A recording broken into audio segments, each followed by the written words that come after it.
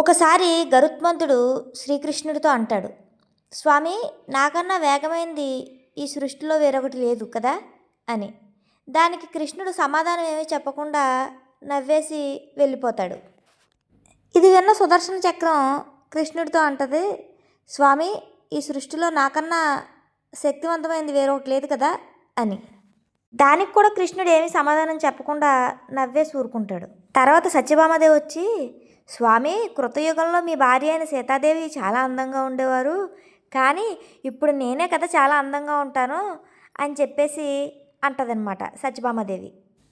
అప్పుడు కూడా కృష్ణయ్య ఏమీ మాట్లాడకుండా నవ్వేసి ఊరుకుంటారు. కొన్ని రోజుల తర్వాత గరుత్మంతుడిని పిలిపిస్తారు కృష్ణయ్య.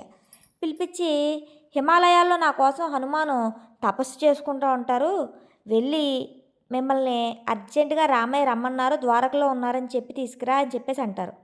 సరే అని చెప్పేసి గరుత్మంతుడు ఎగురుకుంటూ వెళ్ళిపోతాడు.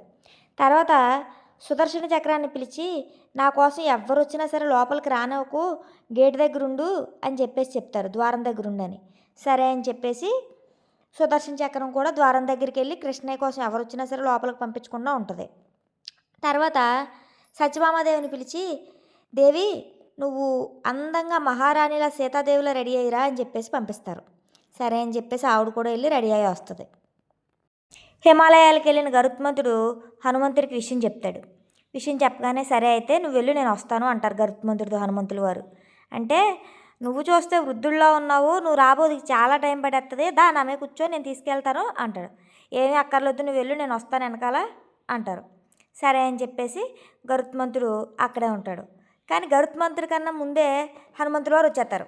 ఎక్కడ చూస్తే సుదర్శన చక్రం ద్వారానికి అడ్డంగా ఉండి ఎవరిని లోపలికి వెళ్ళనవదు.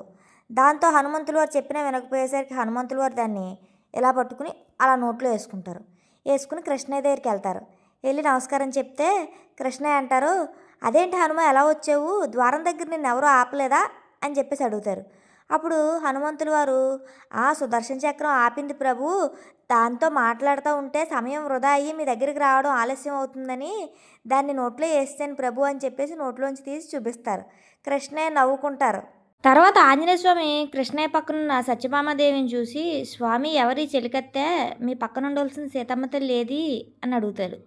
అయితే దెబ్బకి సత్యభామాదేవి షాక్ అవుతుంది అనమాట. ఒకే దెబ్బకి ముగ్గురికి కూడా అహంకారం తీసేసాడు కృష్ణయ్య.